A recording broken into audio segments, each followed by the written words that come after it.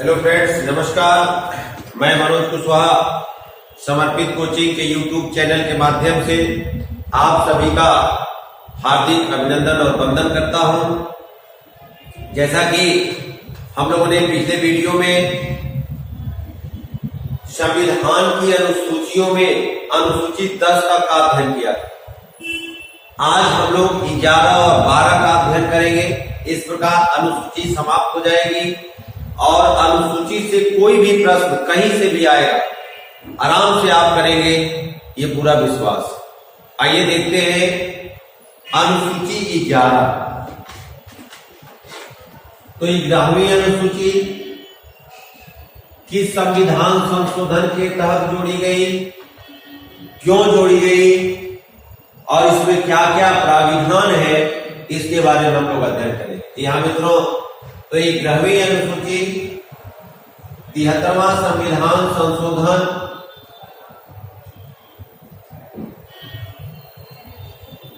संशोधन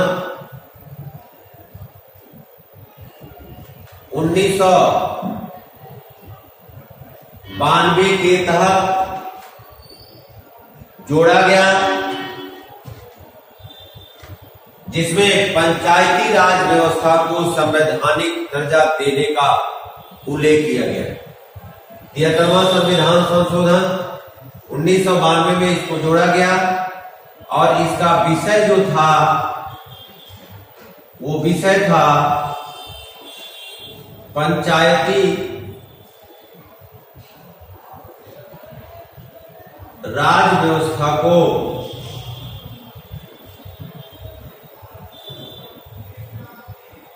संवैधानिक दर्जा देना।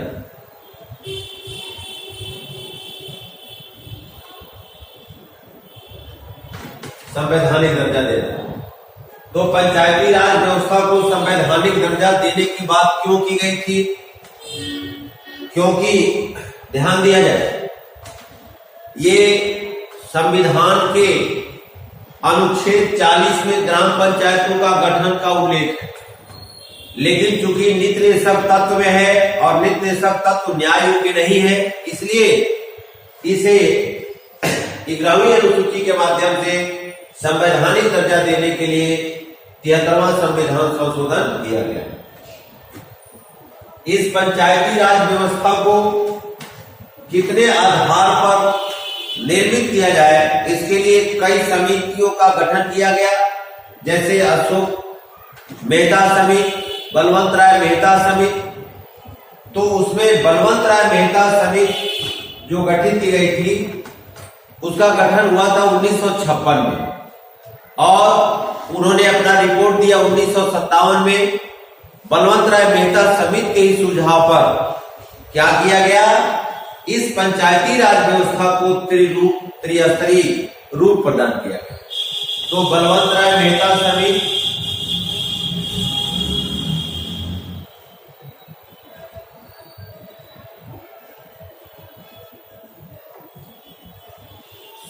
के सुझाव पर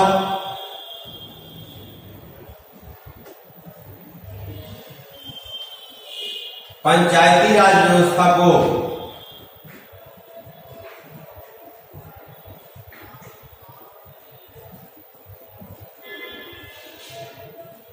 त्रिस्तरीय रूप प्रदान किया गया, जिसमें सबसे छोटा पंचायत ग्राम पंचायत कहलाया, जिसका प्रमुख जो होता है वो ग्राम प्रधान होता है। ग्राम प्रधान प्रत्यक्ष रूप से निर्वाचित होता है और इसका कार्यकाल 5 वर्ष का होता है। गांव की आम जनता जो वयस्क मताधिकार के तहत निर्वाचित होता है, ये गांव की आम जनता इसको चुनती है, जिसका मतदाता सूची में नाम होता है। दूसरा जो पंचायत था वो था क्षेत्र पंचायत,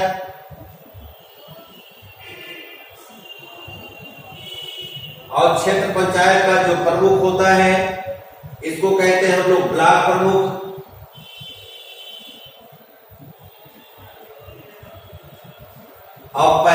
ब्लॉक प्रमुख अप्रत्यक्ष रूप से बीडीसी सदस्यों के द्वारा चुने जाते थे, लेकिन इस बार यानी 2021 में जो पंचायत चुनाव होने जा रहा है, इस पंचायत चुनाव में ब्लॉक प्रमुख प्रत्यक्ष रूप से चुने जाए। इस प्रकार पहले ये अप्रत्यक्ष थे, अब क्या हो गए, अब ये प्रत्यक्ष रूप से इनका चुनाव होगा, प्रत्यक्ष रूप से निर्वाचित होंगे और इनका कार्यकाल भी 5 वर्ष का होता है। अब ध्यान दिया जाए, जो तीसरा और सबसे बड़ा पंचायत है उसको कहते हैं जिला पंचायत।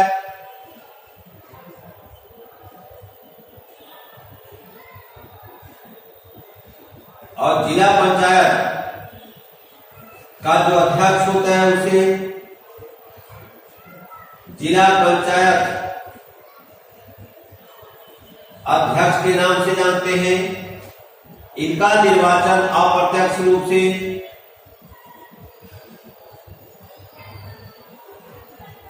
जिला पंचायत सदस्यों के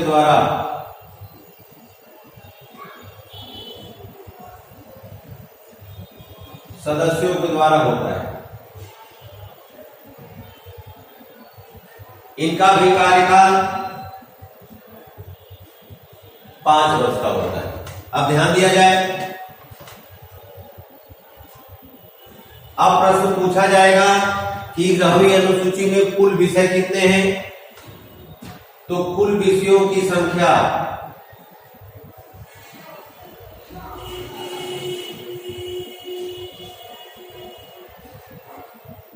29 है। कुल विषयों की संख्या 29 है। यह लागू कब हुआ, मेरी बात लागू की हो तो ये लागू हुआ था 24 अप्रैल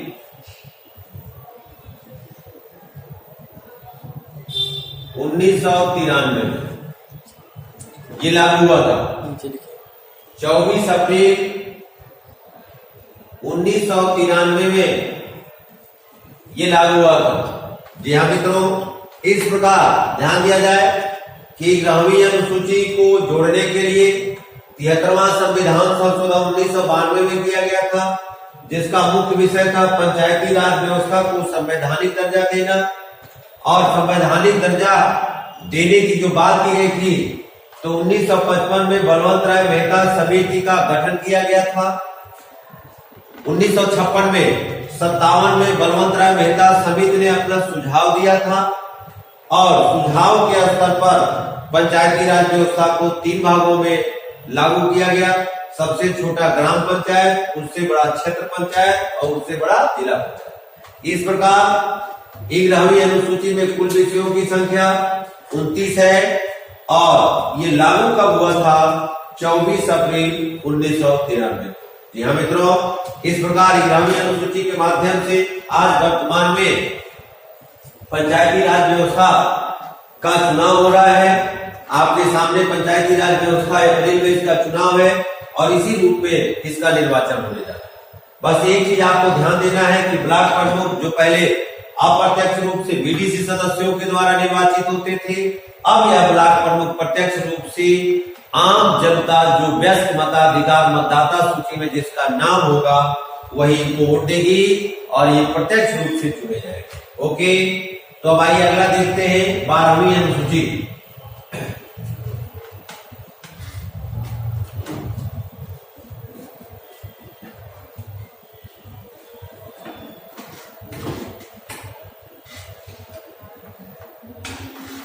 बारहवीं अनुसूची, तो ध्यान दिया जाए, जब पंचायती राज व्यवस्था को संवैधानिक दर्जा दिया गया तो गांवों में विकास की गंगा बह गई। पहले प्रधान जी लोग के खाते में या ब्लॉक प्रमुख जी लोग के खाते में विकास के लिए उतना धन नहीं आता था, लेकिन जब से ये पंचायती राज व्यवस्था 1992 से जब से ये आया, तब से प्रधान के खाते में, ब्लॉक प्रमुख के खाते में, जिला पंचायत अध्यक्ष के खाते में क्षेत्र का विकास करने के लिए बहुत सा धन आने लगा।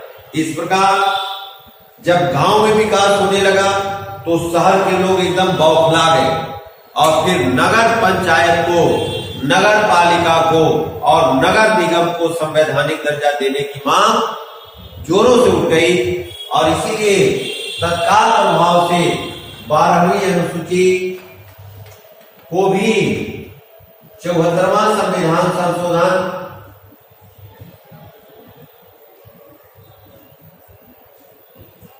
संशोधन 1992 में ही लाना पड़ा और इसके तहत नगर निकाय को संवैधानिक दर्जा दिया गया।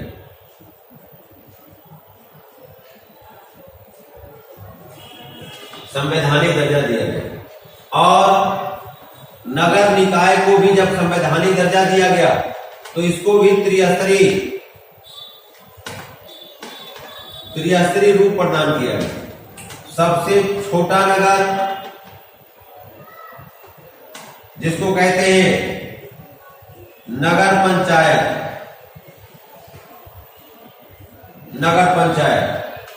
दूसरा नगर जो इससे बड़ा होता है उसको कहते हैं नगर पालिका परिषद, और जो सबसे बड़ा नगर होता है उसको कहते हैं नगर निगम। जी हाँ मित्रों, तो नगर पंचायत का जो अध्यक्ष होता है इसको कहते हैं नगर पंचायत अध्यक्ष और इनका कार्यकाल 5 वर्ष का होता है। ये उस नगर की जनता जो व्यस्त मताधिकार मतदाता सूची में जिसका नाम होता है उसके द्वारा ये अर्थात ये प्रत्यक्ष रूप से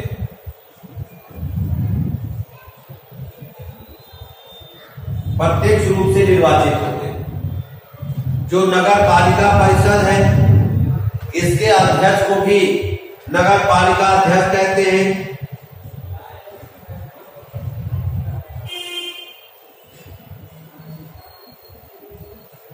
और इनका भी चुनाव नगर पालिका परिषद के ही व्यस्त मताधिकार के तहत होता है प्रत्यक्ष रूप से।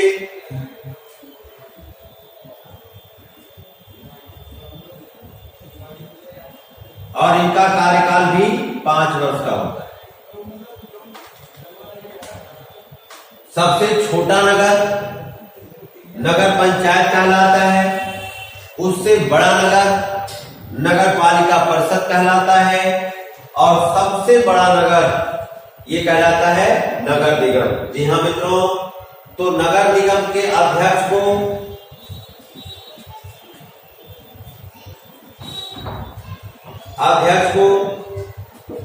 मेयर या महापौर कहते हैं। मेयर या महापौर कहते हैं। ये भी प्रत्यक्ष रूप से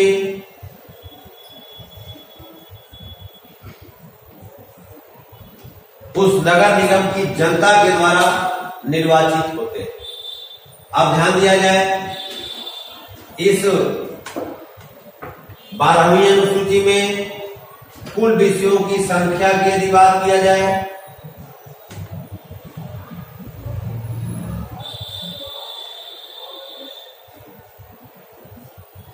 तो कुल विषयों की संख्या 18 है।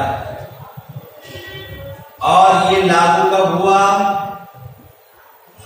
तो यदि लागू की बात करते हैं तो 1 जून 1993 को ये लागू हो गए।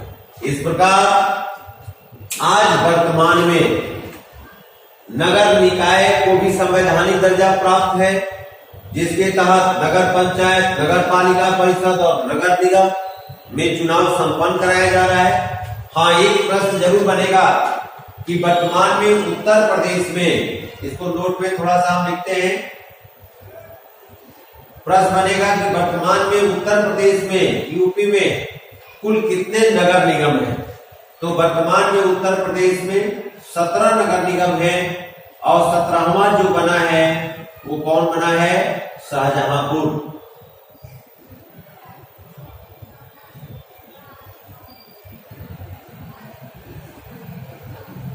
शाहजहांपुर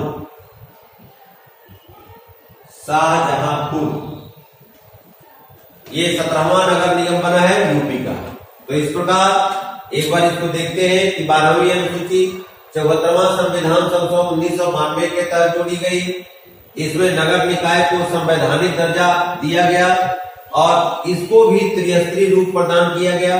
सबसे छोटा नगर पंचायत होता है, जिसका अध्यक्ष प्रत्यक्ष रूप से उस नगर की जनता के द्वारा चुना जाता है, जिसका कार्यकाल 5 वर्ष का होता है। इससे बड़ा नगर पालिका परिषद होती है, जिसका अध्यक्ष नगर पालिका अध्यक्ष के नाम से जाना जाता है। ये भी प्रत्यक्ष रूप से चुने जाते हैं। इनका कार्यकाल भी 5 वर्ष का होता है। और सबसे बड़ा नगर निगम होता है, जिसके अध्यक्ष को मेयर या महापौर कहते हैं। ये भी प्रत्यक्ष रूप से चुने जाते हैं और इनका भी कार्यकाल 5 वर्ष का ही होता है। इनमें कुल विषयों की संख्या 18 है और ये लागू हुआ 1 जून 1993। इस प्रकार मित्रों, आज के इस वीडियो में हम लोगों ने 11वीं और 12वीं जो सबसे महत्वपूर्ण अनुसूची है, अक्सर परीक्षाओं में पूछा जाता है, तो इसे आज हम लोगों ने पढ़ा। आपसे पुनः एक बार मनोज कुशवाहा रिक्वेस्ट करते हैं कि इस वीडियो को अधिक से अधिक अपने मित्रों के बीच शेयर करिए, इसे सब्सक्राइब करिए और जो चीजें आपको अच्छी लगती हो या जो मेरे अंदर कुछ खामियां हो, हाँ ये जरूर है कि डिजिटल चीजें नहीं है। बहुत जल्दी ही मैं आपसे अनुरोध कर रहा हूँ बार बार कि बहुत जल्दी ही डिजिटल कैमरा भी होगा, डिजिटल बोर्ड भी होगा। तब तक आप लोग इसका आनंद उठाते रहिए। फिर मिलते हैं अगले वीडियो में। नमस्कार, जय हिंद, जय भारत।